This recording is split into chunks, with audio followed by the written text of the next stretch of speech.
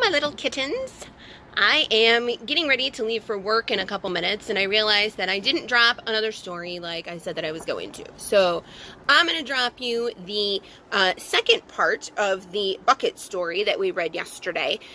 This story is called How Full Is Your Bucket? And this has a different author. This book is written by Tom Rath and Mary Reckmeyer and illustrated by Maurice J. Manning. How full is your bucket? Felix was putting one of the last blocks on his tower when his little sister came in. "I want to build with you," she said. Felix scowled. "Go away. You're too little." "I'm big. Stay back. You'll knock it over. I can be very careful. Go play with your baby toys, Anna."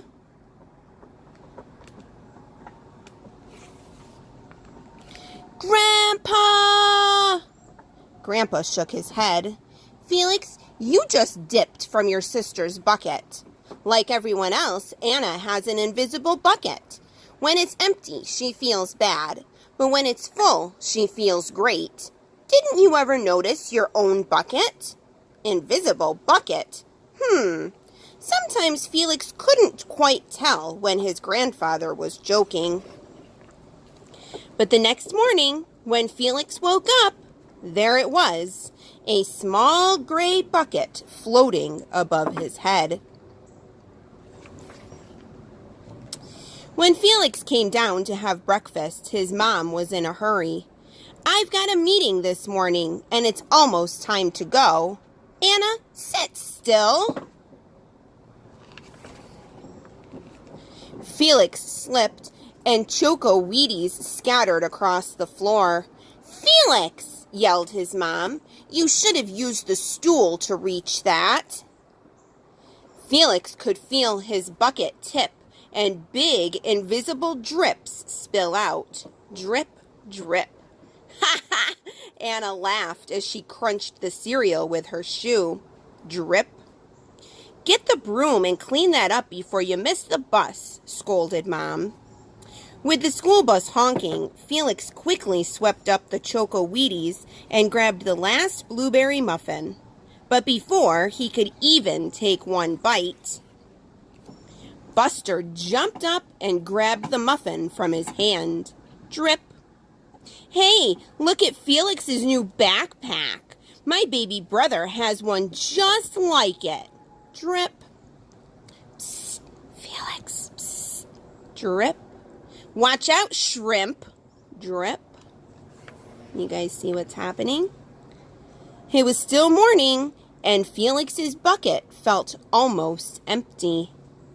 I wonder how many of you come to school and have an empty bucket so early in the morning. As he watched his classmates walk into the room, he secretly hoped they would trip and fall. That's what it feels like when you have an empty bucket. Felix slumped into his seat and waited for something else bad to happen. Mrs. Bumblenickel walked slowly up to his desk and handed him a paper. He could hardly bear to look. "Felix, you wrote a wonderful story. Would you please share it with the class?" Felix grinned and felt a big drop land right in his bucket. Drop. The class grew quiet. They laughed at all the right places and oohed at the scary parts. When Felix finally read the end, everyone clapped. Even Emily, who sat next to him and didn't usually like dinosaurs. Felix felt a whole shower of drops land in his bucket. Maybe the day wouldn't be so bad after all. So we can see up here, he got a note from his mom and his lunch. His bucket's getting full. He was chosen in, looks like PE, to be a team captain. In art, he's getting praised by his teacher. And someone finally tells him about how cool they think his book bag is.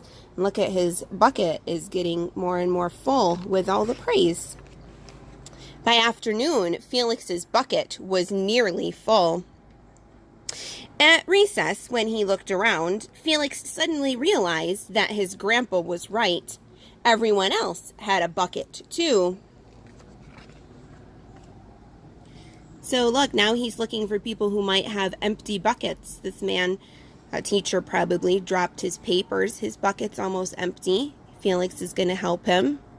This guy over here lost his ball. Felix got it back for him. There's a new kid at school sitting by himself. And here's what we learned yesterday. The strange thing was that for every drop he helped put in someone else's bucket, he felt another drop in his own bucket. When Felix burst in the door after school, he shouted, "You were right, Grandpa. I do have a bucket, and I understand how it works." Then he saw Anna's torn doll. "Bad dog," he almost scolded. But then he thought, dogs might have invisible buckets too. "Your doll will be okay, Anna," said Felix. "Mom will fix her. Until then, do you want to help me build the tallest building in the world with my blocks?" And so they did. How full is your bucket? So between yesterday and today, did you do something to fill somebody else's bucket? Or were you a bucket dipper? Sometimes it's hard. We get into maybe a routine of doing some things, and we don't really realize that we're a bucket dipper until we actually stop and think about it. But it's so much more important to have a full bucket for yourself and to fill up other people's buckets, because that's the cool thing to do. All right, I really got to get ready and have to run to work, but I love you guys. Please drop me comments if you guys read my story, and hopefully I'll be back tomorrow. Okay, love you guys. Bye.